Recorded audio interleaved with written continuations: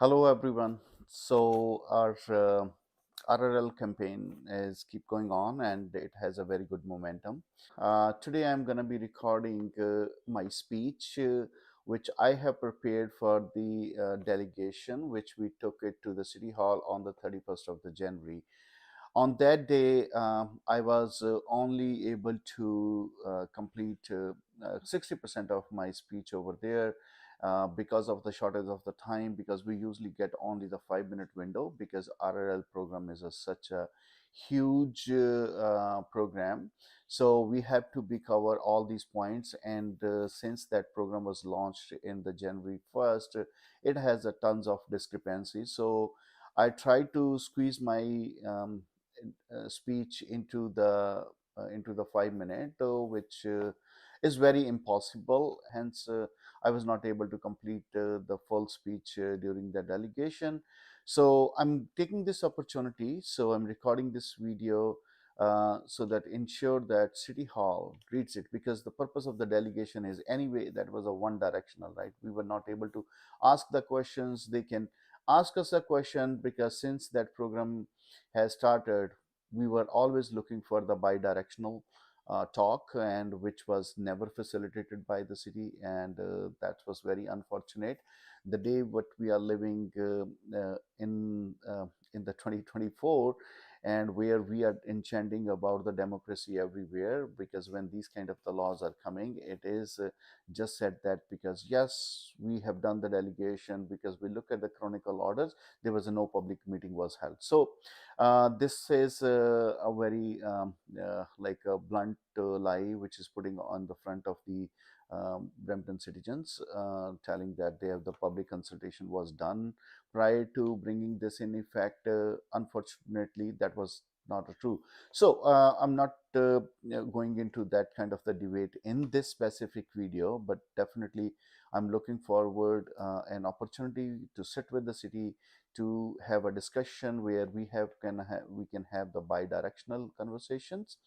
However, in this specific video, I'm gonna be covering the delegation speech, which I have prepared for the 31st of January, which I was not able to complete in the delegation. So I'm taking this opportunity to read that speech in front of every Brampton resident, so that we will put our points forward, and this will also shed some light that why we are opposing the RRL.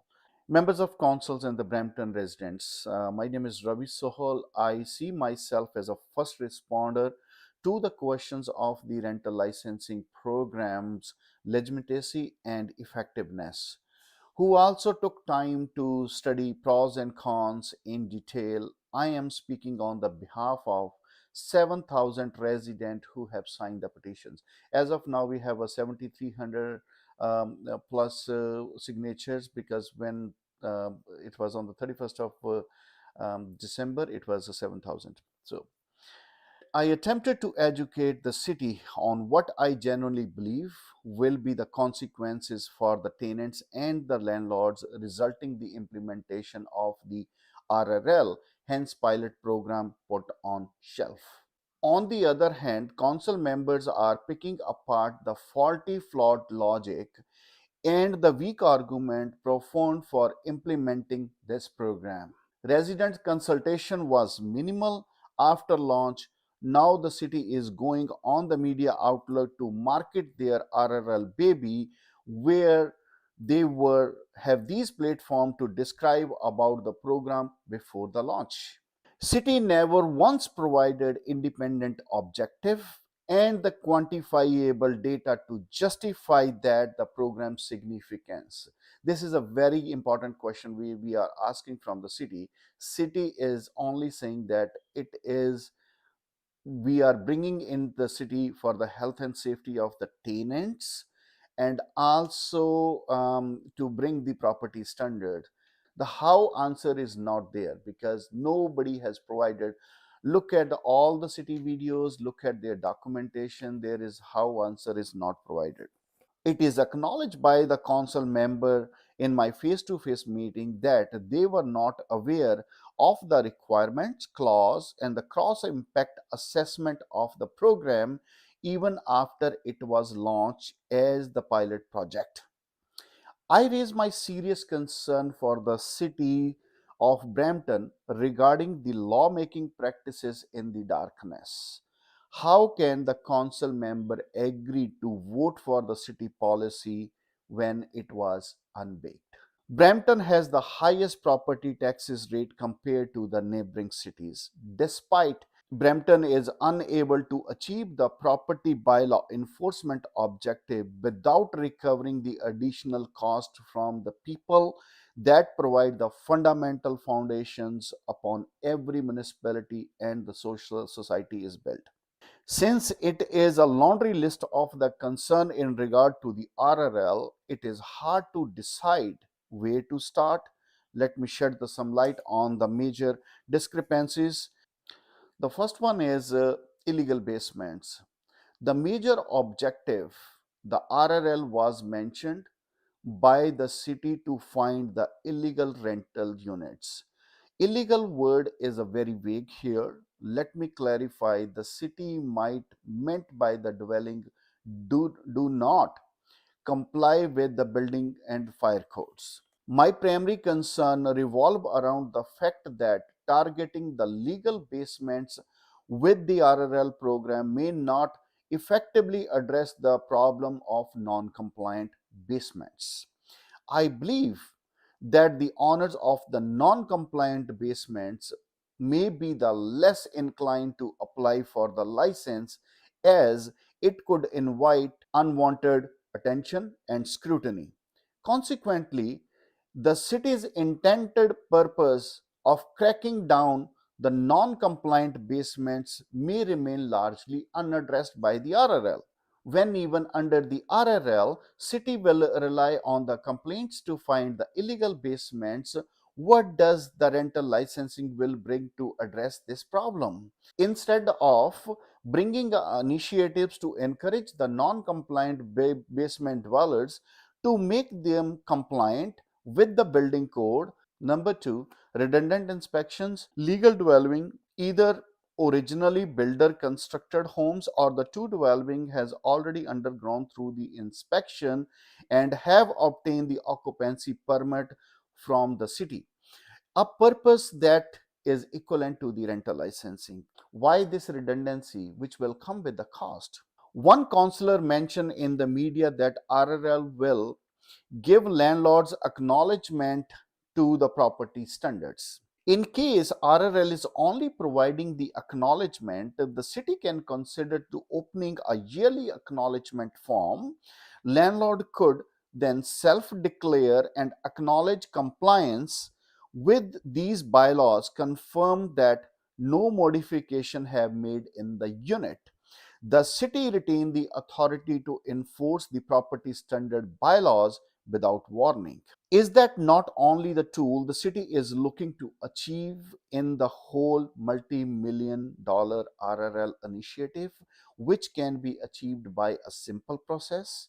Just a reminder to the council, every penny spent at City Hall is coming from the taxes. The other one is objective from the city is overcrowding. Regarding overcrowding, 99% of the landlord, including myself, are against the overcrowding. I am here representing that 99% of the law-abiding residents. The city's effort to limit a unit for the four unrelated tenant goes against the Residential Tenancy Act and the Ontario Human Rights Code. The city acknowledge in the lodging house sections that the number of occupants and their relationship does not violate the zoning bylaw, and the city cannot create any bylaw for that. That is mentioned on the City of Brampton's website. This might be considered discriminatory, and the individuals should be able to share the bedroom without scrutiny. Landlord Tenant Board Guideline 21 and the RTA 10 protect tenants' right to share the room without requiring the landlord's consent. Given these guidelines, it raises a question about how the city can enforce the occupant limit and hold the landlords accountable when provincial law empowers tenants. According to the RTA Section 10, landlord has a limited set of the criteria to find the potential tenant. How many people will share that room? That's one of the criteria which landlord cannot enforce according to the RTA Section 10.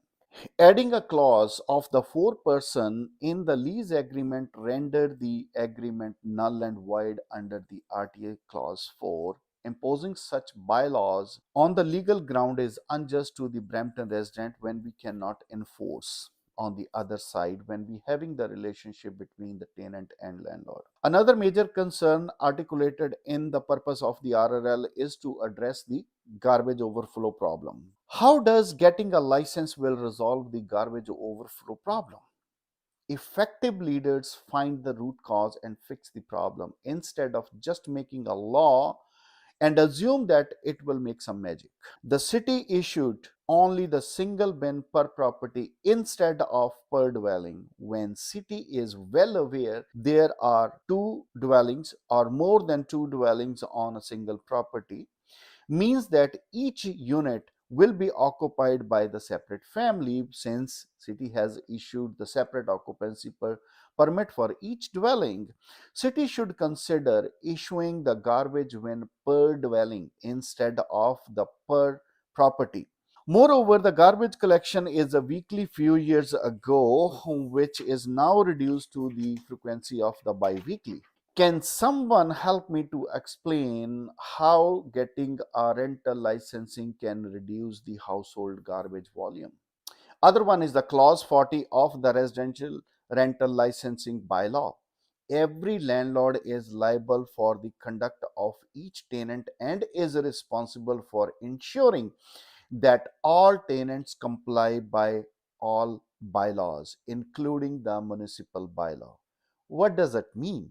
Either the landlord or the tenant, as long as they are living in the city, it is the individuals responsible to comply with the municipal bylaws. Canada is a country of the fair policies. When landlords sign a lease with the tenant to establish a contract, these leases ensure the tenant is taking the responsibility to obey the city bylaw as a Brampton resident and keeping the property into the orderly manner, similar fashions as the landlord handled well-maintained property per property standards.